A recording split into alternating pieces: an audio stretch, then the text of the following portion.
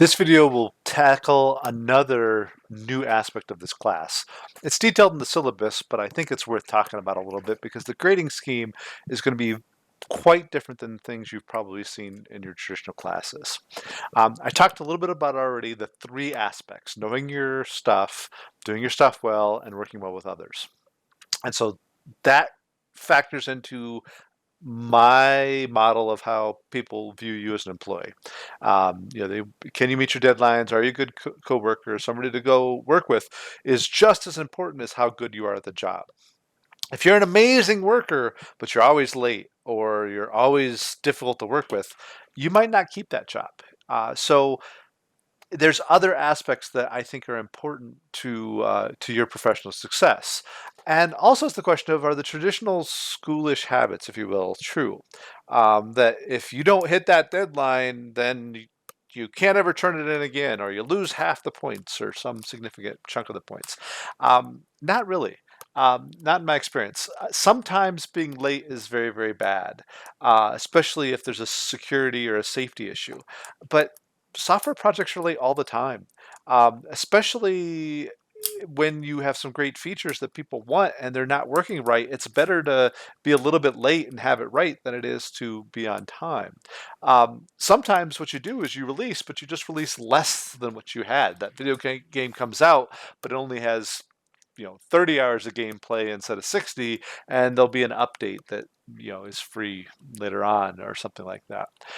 So I want to kind of reflect some of those things into the grading. So a lot of this, my grading scheme is going to be around competency-based evaluation. I really believe in what's called the growth mindset. You're never going to permanently lose points for not knowing something the first time you use it, or maybe even the fifth time you use it. You are expected to not simply get a percentage in the class. You're expected to be competent across the board. I don't want to fly on an airplane when the pilot is a really A plus, flyer and was great in the military at navigating, but they kind of suck at landing. I want somebody who's really competent in all aspects of flying an airplane. And like that, I want you to be aspects in all the important content of whatever the course is going to bring to us. So in order to pass this course, you have to be competent at everything, not suck at a few things, but we're really good at others.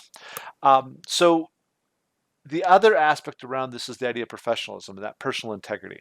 Um, my system is designed to help you and let you grow and get better. And so I have no tolerance at all for any academic dishonesty, anything that would violate your contract as an employee. You can't take other people's work and turn it in as yours and not learn anything from it and go from there. I'm not going to hound you about cheating. I'm not even going to really, be all sorts of systems of trying to catch you in that. I'm going to actually evaluate, do you know your stuff in a number of different ways? And if it doesn't seem like you know it, then that's where we have a discussion. So there'll be more details in the syllabus of aligning what those are. I don't want to focus on that because I think you'd rather learn and move forward, and that's what I'd like to work on as well. So the way I'm judging all those things is the idea of a professionalism score. You might have had this rolled into your score normally, like late points and stuff like that, but I really want you to build your professional reputation by building a course plan and maintaining it, by giving me a weekly update. Not that you've got everything done, not that you've turned everything on time, but what have you done this week? How much time have you spent? What are you struggling with? How can I help you? And then we'll have some sort of recognition system within the class of, hey, this stuff is working out well, or maybe I'll see like, hey, you did really well on this assignment, and that'll get you extra professionalism inside of here, like, hey, you did some extra stuff here, or look, you caught an error in my code, you found a bug. That's really good stuff. That's going above and beyond. The stuff that might hurt your professionalism score is not turning in your progress reports or being late on them. Basically, once a week, whatever the time it's set up, you're going to be expected to turn in a status report. And so long as that status report is turned in, that's all that matters. Doesn't matter what's on it. You could say, I didn't do anything this week, and explain why. And that's fine. You're on time. You've given a status. If you do that too often, it might be a problem.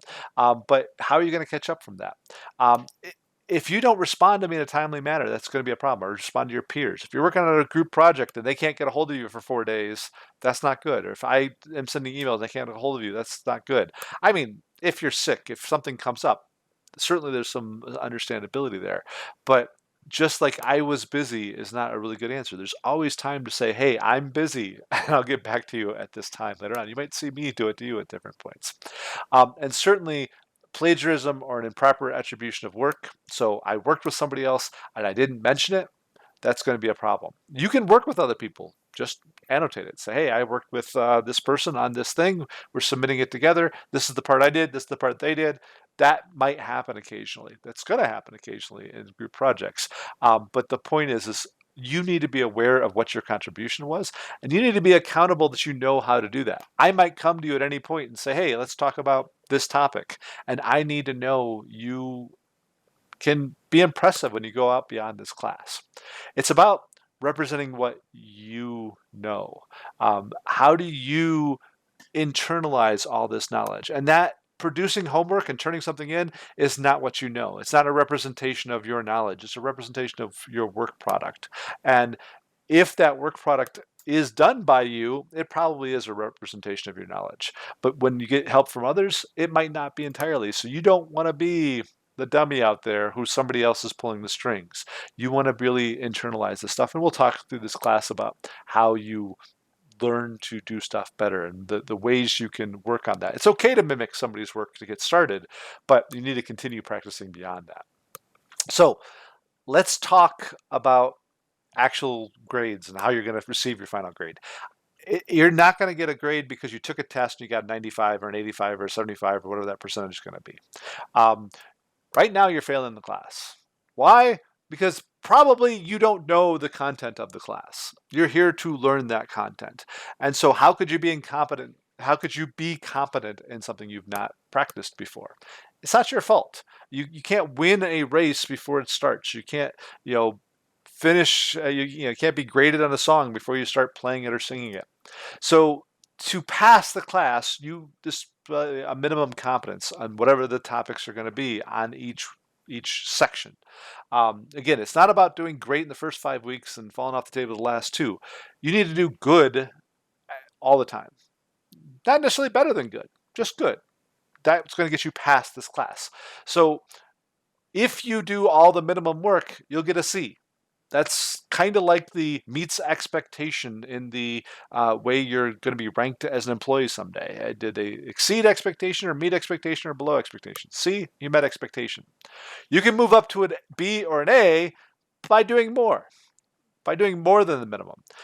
That is going to mean something different in each content, in each week, in each assignment. There are going to be bonus options for you to do more work. So the minimal work might be, hey, I spent 2 hours this week and it's good.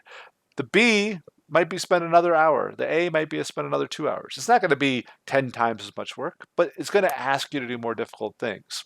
I don't really plan on giving Ds, but a D could happen if you manage to do everything you're supposed to do, but you're just not pulling your professionalism score. You're constantly late on updates. You're not doing updates. You might get dropped down at that point. It could also drop an A or a B down, but that you'd be well aware of that. You're not going to lose points arbitrarily. If you're going to lose stuff because of professionalism, it will be clear to you in an email long beforehand that you are going to have this happen if you don't correct your ways, because that's the way it works. Ideally, in a good workplace, you get a warning, you get written up, whatever you want to call that, and then if you don't correct the behavior, then essentially you're fired, and you could be great C, B, or A work, but if you fail professionalism, you could fail the class because you will know why and you will know the reason, and it'll be very clear, and that'll be spelled out a little bit more in the syllabus. So let me talk about what I think a professional is and how I would evaluate you as a professional. So you're going to have a certain amount of agency and accountability in this class. That's going to be your course plan. I will have the content. I will have a schedule that I think could work for the content. But like in a professional project, just because a schedule's out there doesn't mean that you need to conform to that. Most good workplaces will allow you to say, hey, well, There's going to be some negotiation here. I think I can get this done faster, but this is going to take more time. Or I have vacation coming up, and so I'm going to be away this week, but I'll get it to you the next week, or I'll do it ahead of time, or something like that. You'll have that chance in this class. You'll let me know through those progress reports we talked about. What have you done and how much time have you spent? Quite simply, you get used to that. My first job when I first started working, 20 some years ago, I had to track my time in 6 minute increments, 1/10 of an hour. It was a Department of Defense contractor, and we had to do that. And so you should get in the habit of knowing how much time you're spending on things and talking about that.